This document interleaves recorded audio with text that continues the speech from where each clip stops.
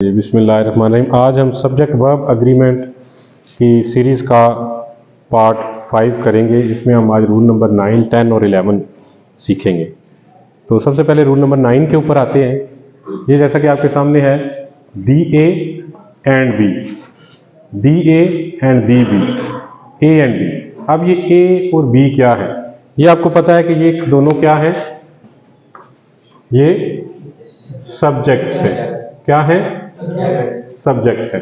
अब हमने ये देखना है कि इनको एग्जांपल्स के थ्रू देखेंगे कि इसको हम वर्ब इनके साथ सिंगुलर आएगा या प्लूरल आएगा। तो पहली एग्जांपल जरा देखें। The writer and producer dash coming to Lahore, कि राइटर और प्रोड्यूसर लाहौर आ रहे हैं। तो अब हमने देखना है कि अब इसमें ये असल में चीज़ नोट करने वाली है कि ये जो राइटर और प्रोड्यूसर है, ये दो अलग आदमी है या एक ही आदमी के बारे में बात हो रही है। क्योंकि जो राइटर है वो प्रोड्यूसर भी हो सकता है। एक तो ये पॉसिबिलिटी है। दूसरी पॉसिबिलिटी ये है कि ये दोनों अलग अलग आदमियों की बात हो रही है। तो ये आपने रूल जहन में रखना है कि जब दी ए एंड बी आए, जैसे कि इस सिचुएशन में है कि पहले टाइटल के साथ दी है और दूसरे टाइटल के साथ दी नहीं है, तो आपने समझ जाना है कि ये किसी एक आदमी के बारे में बात हो रही है। ठीक है जी, ये किसी एक आदमी के बारे में बात हो रही है। तो फिर हम इसको कैसे ट्रीट करेंगे? सिंगुलर। कैसे ट्रीट करेंगे जी? सिंगुलर ट्रीट करेंगे। तो एक आदमी के बारे में बात हो रही है, इसको हम सिंगुलर ट्रीट कर रहे हैं। तो फिर इधर क्या आना चाहिए? हाँ जी, the writer and producer is coming to Lahore. Clear? अब दूसरा जो आपके पास सेंटेंस है, इसको जरा आप देखें तो ये क्या है? The writer and the editor of this film dash invited. आप जरा हम इसको देखते हैं तो ये दूसरी पॉसिबिलिटी है जो है कि पहले टाइटल के साथ भी दी है और दूसरे टाइटल के साथ भी दी है। तो यहाँ पे आपने ये समझना है कि ये दो लोगों के बारे में बात हो रही है, दो अलग अलग लोग हैं। ठीक है, इसलिए दोनों के साथ दी आ रहा है। तो इसको हम कैसे ट्रीट करेंगे जी? As a plural. इस सब्जेक्ट को हम प्लूरल सब्जेक्ट के तौर पे ट्रीट करेंगे, यानी ये दो अलग अलग बंदे हैं। The writer and the editor of this film, हाँ जी, इज इनवाइटेड या are invited? Are invited, were invited भी हो। ठीक है जी। अब तीसरा जरा आ जाए। Author and contributor dash suppose to attend the press conference today. ये तीसरी जो पॉसिबिलिटी है। ठीक है, दोनों के साथ दी नहीं है। ठीक हो गया। इसको हम कैसे ट्रीट करेंगे? एज अ प्लूरल ट्रीट करेंगे। ठीक है जी, it will be treated as a plural. The author and contributor are suppose to attend the press conference today. आप नीचे ये जो सेंटेंस है ना, ये असल में आपके टेस्ट के लिए मैंने लिखा है। ये अभी हमने जो रूल पढ़ा है, मैं ये देखना चाहता हूं कि आपको इसमें से क्या समझ आई है। देखें जी, पहले आपने इसको सेंटेंस को पढ़ना है। The bank manager and dash social activists dash my close. अब आगे नहीं मैं लिख रहा, अभी वो मैंने खुद छोड़ा है। तो अब ये जरा आपने देखें जी, इधर आपने देखना है कि ये दी जो है ये आता है या नहीं आता।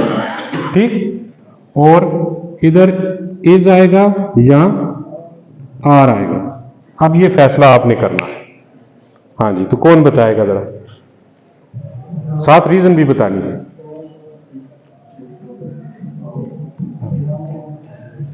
दी आएगा या नहीं आएगा?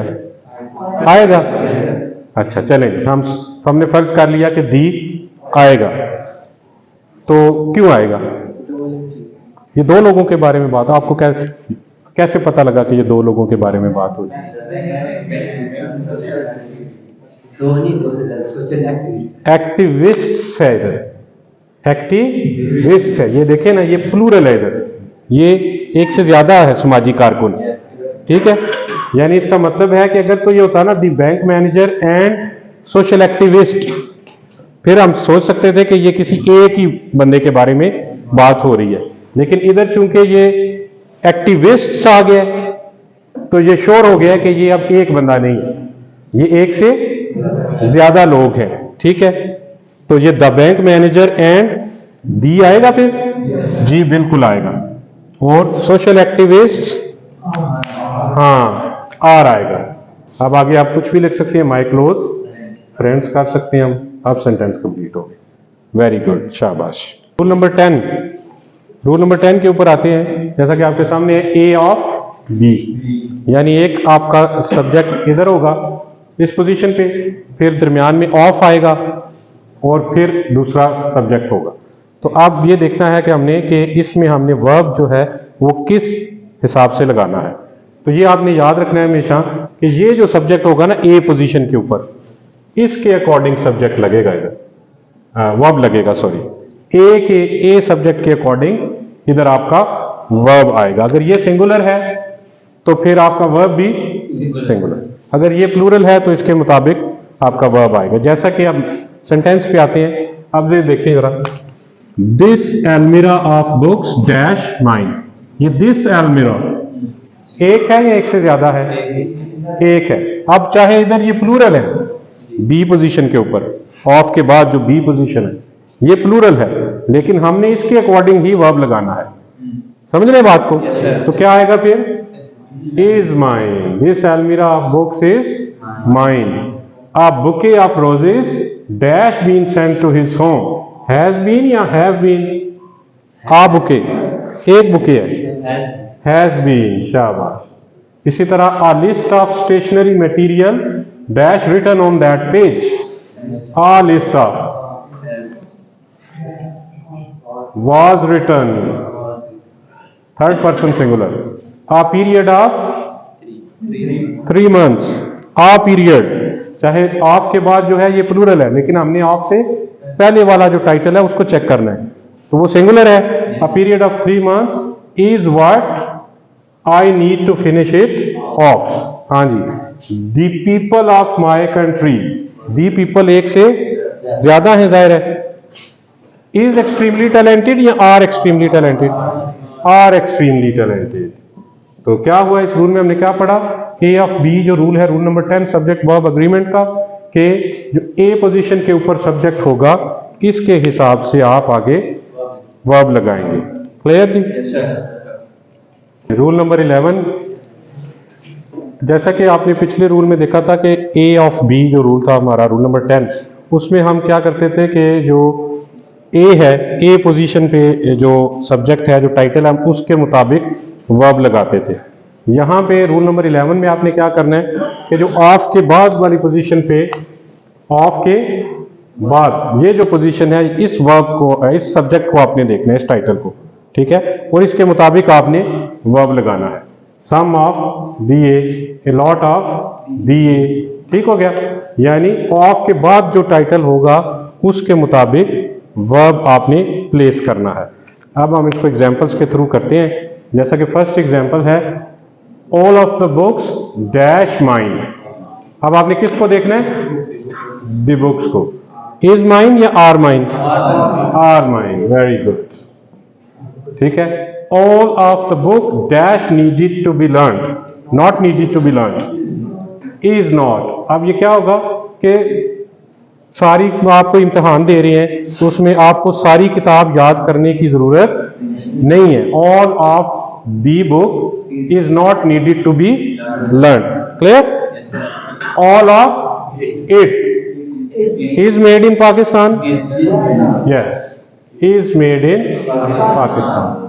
All of these dash made in Pakistan are, क्योंकि अब हमने ऑफ के बाद वाला टाइटल चेक करना है, उसके मुताबिक हम वर्ब प्लेस करने। Some of the mobiles are malfunctioning, are आएगा क्योंकि मोबाइल्स एक से ज्यादा है। मैल फंक्शन होता है कि ठीक से काम नहीं कर रहे, ठीक है, कि कुछ मोबाइल्स में से कुछ ठीक से काम नहीं कर रहे। Some of the water is polluted या are polluted? Is polluted. Why? क्योंकि वाटर जो है, वाटर ये एक अनकाउंटेबल नाउन है, और अनकाउंटेबल नाउन जितने भी होते हैं उनका प्लूरल नहीं बन सकता। ठीक हो गया? इसलिए हम इसको लिखेंगे is polluted. A lot of people are gathered in hall या is gathered in hall? Are gathered in hall, क्योंकि एक से ज्यादा हैं, हम पीपल को इसको देख रहे हैं, ऑफ के बाद वाले टाइटल को देख रहे हैं। A lot of money dash not needed to start a business. Is या are? Is. Why is? Because money is also uncountable noun like water. तो इसका भी प्लूरल नहीं बन सकता, इसलिए हम इसके साथ भी इज लगाएंगे। तो ये हमने आज 3 रूल्स पढ़े हैं, रूल नंबर 9, 10 और 11। उम्मीद है आपको समझ आ गए होंगे। Thank you so much.